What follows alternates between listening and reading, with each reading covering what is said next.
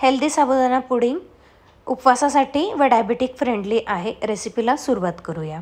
सगळ्यात आधी कढईमध्ये 2 चमचे पाणी घालून घेतलं आहे, जेणेकरून दूध जे आहे ते तळाला लागू नये म्हणून।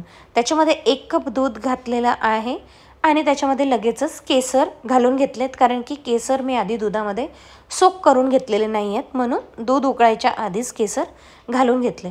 दुधाला उकळी आली की त्याच्यामध्ये आपण ॲड करणार आहोत 1 ते 1.5 चमचा साखर ॲड केलेली आहे। त्याऐवजी तुम्ही स्टिविया ॲड करू शकतात, जे डायबिटिक लोक आहेत त्यांच्यासाठी। तर आपल्याला जसं सुटेबल आहे, किंवा मग गूळ ॲड करू शकतो, नाही तर खजूरची पेस्ट ॲड करू शकतो थोडीशी। आता अर्धा वाटी साबुदाणा भिजत घातलेला होता तो ॲड केलेला आहे आणि याला छान उकळू द्यायचं आहे। दूध बरंचसं रिड्यूस करायचं आहे। साबुदाणा पूर्णपणे शिजला पाहिजे। 10 ते 12 मिनिटात साबुदाणा शिजतो।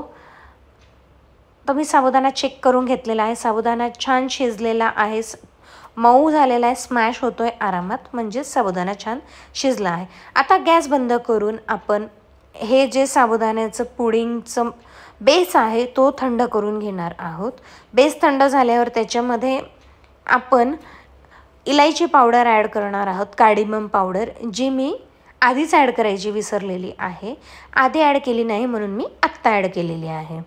तर आता कार्डिमम पावडर 1/2 टीस्पून ॲड केल्यानंतर मिक्स करून घेणार आहोत आणि हे लगेचच ज्या प्लेटमध्ये सर्व करायचं आहे मी त्याच्यातच हे ओतून घेतलेलं आहे। जर तुम्हाला ग्लासमध्ये लेअर करायचा असेल तर तुम्ही लेअरिंगसुद्धा करू शकतात।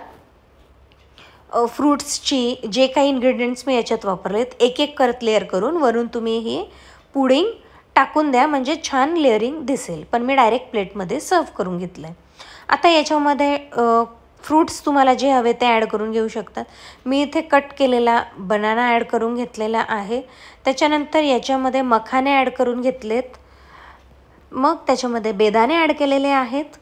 आता क्वांटिटी किती तुम्हाला हवी आहे, किती बनाना हवे, किती मखाणे हवे, किती बेदाणे हवेत, डाळिंब पण ॲड करून घेतले आणि वरून ड्रायफ्रूट्ससुद्धा मी घातलेले आहेत। तर याच्यात व्हेरिएशन तुम्ही तुमच्या आवडीनुसार करू शकतात।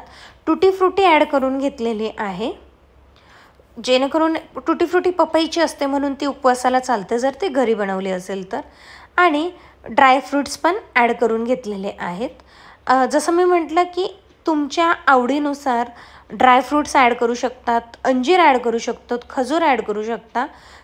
कसं तुम्हाला गोड हवं त्यानुसार तुम्ही चेंजेस करून घेऊ शकतात आणि उपवासासाठी ही रेसिपी एन्जॉय करू शकतो, अगदी गिल्ट फ्री, कारण की हे आपण तळलेले नाही आहे, तर हे हेल्दी आहे।